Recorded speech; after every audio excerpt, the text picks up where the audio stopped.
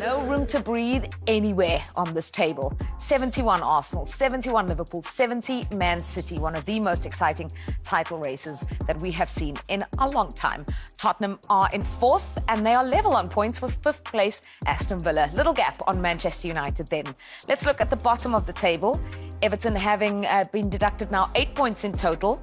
They are in 16th, just 2 points clear of Nottingham Forest, who themselves are above the drop zone, only on goal difference. Luton on 25 points. Burnley and Sheffield United also in danger there. We are in the... We begin with Arsenal, Aston Villa. Let's hear from both managers, starting with Mikel Arteta. We've got one more day to prepare the match, and we'll see tomorrow if everybody's available. Okay, so no hangover from Bayern? We have some, but hopefully with another day we're going to be okay.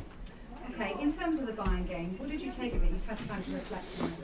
Reflection done, Bayern gone, now it's Aston Villa. Only focus on Aston Villa. Okay, and in terms of Saka, obviously very animated at the end of the game, understandably. Has he calmed down? Yes, he looked fine this morning, so he's got 48 hours to think about it, and that's done.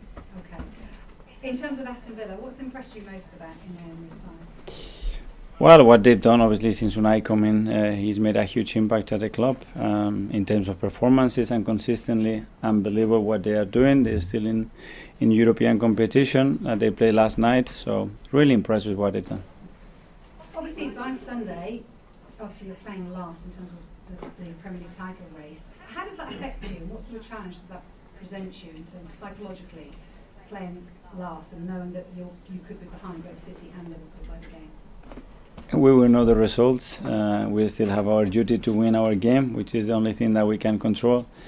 That happened a few times already. It's going to happen again the next few weeks. It's just focus on what we can do, what we can control, and make sure that we performed like we have to do against a really good side to try to beat them. If I could just ask one last one about the semi-automated offside technology. Yeah. It was voted in unanimously. Are you pleased about this? Yes, I think it was that unanimous. That means that it's going to be better, it's going to be faster and more efficient, so hopefully it's going to work and be very positive for us. Thanks, Vicky. We'll go to Alex from the Premier League. Hi, Mikel. Hi. What's the latest on Jurgen Timber? When is he going to be ready for the match day squad, do you think? Still's got a few steps to make. He needs to play a game at least with the under-23s. He's going to have an in-house game soon as well. He's done everything in training. Now he's getting that match fitness and having people around and start competing in a football match, which is different to training. What will he bring to this team when he's back? Hopefully a lot for everything that we see in training and the time that he was fit. I think he's going to have a big impact in the team. Arsenal unbeaten in the league in 2024, won 10 of your 11 games in the league. How good is the momentum right now? Yes, really good, and we want to carry on going. It's the most beautiful part of the season coming up right now. Very busy schedule, and on Sunday we're going to have a really tough one against a really good side, and we're going to have to be really good to beat them. The lead at the top of the table has changed 18 times already this season. I didn't know that. You didn't? No. I do. How exciting is it? How exciting is it to be involved in a title race like this? Hopefully it stays as it is for the remaining 6 weeks. And 18 is a beautiful number. I like 8 a lot. It was my number, so let's keep it 18. Brilliant. Lucky number 18 then. How well are the players dealing with the pressure at the moment, going into each game, knowing that they simply cannot afford to drop points? I think it's just a motivation. I think they lived it already, and they are super excited about what we are doing, the way the team is performing, winning matches, and they want more. We know the task, the challenge ahead of us, and how good we have to be to win it, but we're going to try. As you mentioned earlier, Aston Villa have just played. They have some key players out injured. Can you use that to your advantage, do you think? We always try to use things in our advantage. We don't know what they are going to do, and there's nothing that we can control. They still won last night, and they're a really good side. So we know the danger, and we know our strengths as well, and try to do what we have to do to win it. Good luck on Sunday. Thank you. George, good to see you. Mikel, hello. Sorry, Hi. just going back to Tuesday. I know the VAR call didn't work in your favour, but in general, there's a few differences in the Champions League VAR system to the Premier League, and I just wondered what you preferred. It seems in the Champions League it seems to be a lot smoother. I just wondered if you had an opinion on that. No, it is different as well. The officials, I think they are different. You have to adapt. It's a competition that is played in a slightly different way, and we're trying to adapt.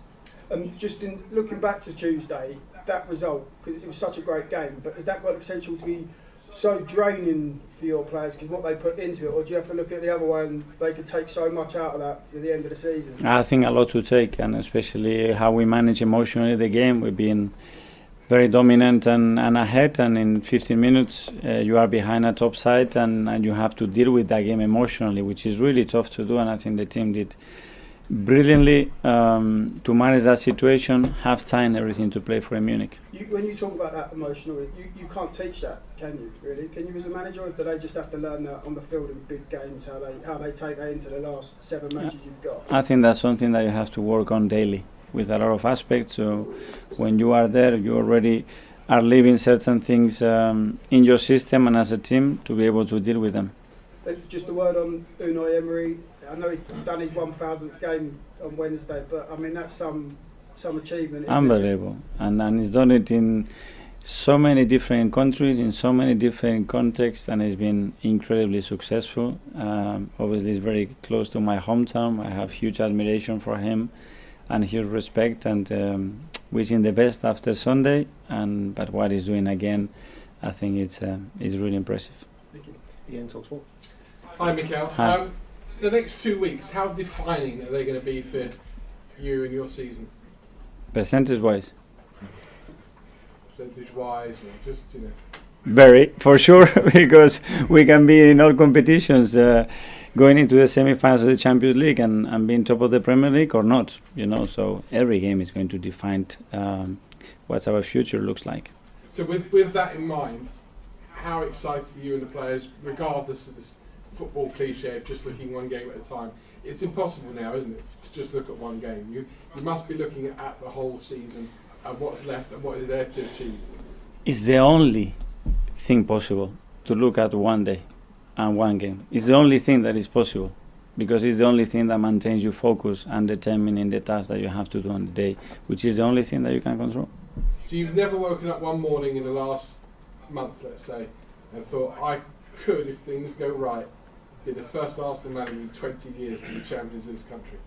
I don't think like this, to be fair. I think about what we have to do next to be the next opponent and to maintain the position that we are in. Still very far. How difficult is that then, just to look at one, just not to look at the bigger picture? But it's the job that we live, and the game finishes, and 15 minutes later we finish Luton, and I was watching Brighton in my office in the stadium. And it's like this, because you don't have time, you have to prepare, and you are on to the next one. And finally, your success a lot this year has been built defensively. I mean, in the Premier League, I think you've conceded 4 goals since the turn of the year.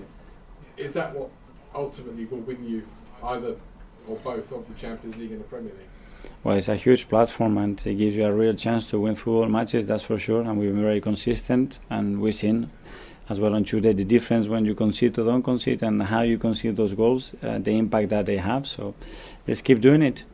We are playing in Emirates, we are playing as well in the different contexts. Now they are playing, fighting for the trophy of the Premier League to win the Premier League this year, and we are now fighting behind them, trying to keep our 5th position we have now, and fighting with Tottenham and different, because as well some players title at the moment that Arsenal are playing at the Emirates. But when we talk about the Champions League being a factor, what difference does that make in terms, because you know it's potentially 4 more games through the course of the season, and if you're playing well, players will say, do you know what, I'd actually rather be playing midweek weekend, because we're in that kind of rhythm. We're not protecting ourselves for the end of the season anymore. Everything we've got is going out there. So where can it possibly slip up? Well, the thing is, it will only slip up if, obviously, if you get a couple of injuries to key players, because the way they're playing and the way Mikel is and the way the team are, this is the scenario they want to find themselves in at this stage of the season. That's the way the club want to be. That's the way they want to be. And like I say, apart from injuries, they want that game. Bring on Bayern Munich. Everybody's saying, oh, we should beat them, whatever. At this stage of the Champions League, it's going to be a tough game. But they're playing well, and Bayern Munich will have a lot more problems against us than they've had in the past. But what they've got to do is just keep doing what they're doing, whoever they're playing against. And I think this is what Mikel will say. No, we don't want to start tinkering around. Oh, let's rest him for that one. Just go full steam. Yeah. Just go full steam and beat the teams, because the way I see it, if it does happen, at some stage, I'm really feeling that Arsenal, Manchester City is going to have that situation where you might have to play them a few times in this stage. That could happen. Got to get our minds ready for that. But at the same time, you've just got to focus on exactly what you're doing. And I think at the moment, the mentality and the confidence is there for everyone to see. Yeah, I mean, this stage of the season is what you prepare a squad for, so that you can get to the business end of the campaign and everyone's available, and suddenly then it becomes a squad game. Yeah. And they've got everyone bar Timber, really, at the moment. Timber, and there is some suggestion that Timber might even be available early next month. So that could be a huge boost to them as well. But I think the way that they play, even this time last year, I was on the show. You guys lost Saliba, and it derailed everything. But I think there's such discipline about the way they play now that if they were to lose Saliba, maybe Ben White could tuck in there. You could put Tomiyasu at right back, and everyone would still have the same approach to the way they go about their jobs, because it is not just. Even though we give them the credit, it isn't just a centre-half pairing, it isn't just a back four, it's the entire team that's prepared to do the hard yards. We saw that at City, win by a single goal if necessary, but just to get the job done. With the fixture congestion, just my theory on it, if they lose a game, if you lose, the disappointment is coming back from the disappointment, because in that dressing room they will believe they can win any competition they're in. If you get knocked out of one, then it's how you pick yourself up to fight for the next one. That is the only thing. I'm not sure they're tired. They're not tired. When you're winning football matches, you don't even feel it. When you lose a game, mentally you feel tired, then all of a sudden your head tells your legs, and that's a problem. Tell me about Kai Havertz as well and the performances he's putting in. Well, the thing with Kai is that when he came, I think I was one as well who said that he's coming in to replace Xhaka, the left side 8, playing in there, maybe the 10, 8. But what we've seen is he's a number 9 or he's a second striker. You look at his movement now. You could watch his movement. Look, with Dunk there, you see Dunk's closest to him. Is it bringing him in, bringing him out? He's bringing him in, and then this one here just backs off, and now time on the ball, and he's in. That is a striker's movement. That is a centre forward's movement. And even though Jesus should score this, but even though like the second goal he scores, Kells, it's a tap-in. You watch him here, his movement, right? He's coming towards it. Now Dunk looks for him. He's there. Bam. People will say, yeah, but it's just a tap-in. He doesn't score that goal if he doesn't do that centre-forward movement, because if you're running in, Dunk's going to block you. And this is what I'm seeing with him now. This guy is a centre-forward, and this is what Mikel's going to want him to be. See these numbers there? He's always been a good player. I went out to Chelsea in their pre-season with Thomas Tuchel, came back. There was so much upheaval after he scored the winning goal in the Champions League, and suddenly he was part of a club that was just dissolving into a mess. And I think that affected his game. It affected the game of many players. And then suddenly people didn't rate him. And it's important to point out here that early this season, lots of people wondered why he was bought. Yeah. So his performances are a vindication for Arteta. And it's even more reason for Arteta to be confident going into this stage of the season, because he believed in him when many other people... He saw something, including in my industry. But said, I put myself with that as well, because yes, we saw him play at Chelsea as a number 9, but everybody's saying, "Oh, he's playing up front. He's not a number 9." But Mikel has seen something in him. What he said, right? I'm going to bring him. I'm going to bring it. I'm going to play him as a second striker and a 9. And what you'll notice with him is that even if I've just saw him at right back, running back, he'll still drop in and intercept and bring progress play again. He's somebody that Mikel has to take the credit for. See, I couldn't see it, Kells. I did not see this Kai Havertz now. And now I'm looking at it and saying, I don't know how we do without him. Has he stumbled over that? Because not he Mikel. To Jesus? No. He's only got an opportunity to play until when he come out of the team. But I think, I agree with you. I think Mikel sees it every single day. We don't. I sat here many times and say, what is he? Is he an 8? Is he a 10? Is he someone who plays loose off the side? Certainly didn't think he was a number 9. Good size, fantastic movement. He talks about Jorginho. He tipped his cap to him. Jorginho's playing because of him. Seen the passes. He's got telepathic movement. Knows where it's coming. He knows exactly where he wants it. You get them relationships. Absolutely. Obviously played at Chelsea together. Fantastic. He has been, and I am one. I put myself in that queue. You're one, Wright is one, I'm certainly was one of them. Who is this kid? Why have they bought him? Now we're seeing exactly why. So there's an argument that Arsenal can win every game remaining, not just in the Premier League, but in the Champions League. Liverpool, you could make an argument. We looked at theirs afterwards. We looked at which ones could possibly trip them up. Now in the end of the season, every Premier League game between now and the end of the season. Well, we've seen them do that before, so that's what That's why. Yeah, that's what you do, Kels, because like you have to go on the experience of them before. But like what we've seen with them is that they are fallible. They are capable of doing it, but they're going to have to go out and prove it again. And that's something that Pep will probably say to them. It's not like any of those teams are going to just roll over.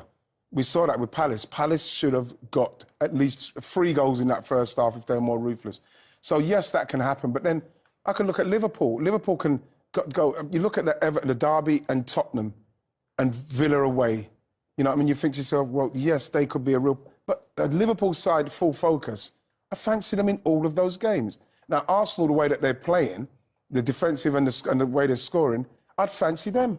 So, you know, this is why it's so great, it's so open, because that's not going to happen, because they're not all going to win, I don't believe. So we are going to see something, and that's what's exciting. See, and who can cope with that? I am slightly dissenting in so much as I think Wolves for Arsenal could be tricky. I think Wolves... I know you're looking at me really strangely. No. But I think Gary O'Neill has got Wolves... Just waiting for your reasoning. Yes, that's all we're doing. Please show you're working. Yeah, yes. I'm scared now. So we could put some red pen on it. I think Wolves could be tricky. Yeah. I'm not so worried about Chelsea because I think Chelsea defensively are just so poor. They concede an average of Tottenham 2 goals a game regardless of the opposition. Tottenham concede goals, but they score goals as well. That one, I think, could be tricky. The rest, I see no problem for Arsenal. With City, the tricky games away from home, all of that, Brighton have got off the boil, and for me, I think De Zerbi talking about his position being uncertain is affecting the team. Yes, it is. I think Forest concede too many goals at home or away. Fulham have Wolves gone at off the home, boil. Wolves at home are beatable. I think Luton, City will have learned from the tricky time they had at Kenilworth Road, and they'll be ready for Luton. And it's at the Etihad. And it's at the Etihad where they never lose. And Wolves at the Etihad, if it were away, I'd be more worried. But at the Etihad, nobody wins there. Likewise, West Ham. So I think as far as City are concerned, I can see them winning. I know. You didn't even give them a mention in terms of giving Manchester City a difficult game. By the way, Opta are saying that Manchester City are most likely to win the Premier League title, but there's not much in it. It's like 40 odd. And what do they know, Kels? Around 30% each for Liverpool and Arsenal. Look, who knows? And do you know what? It'll change again next week. Exactly. It always does.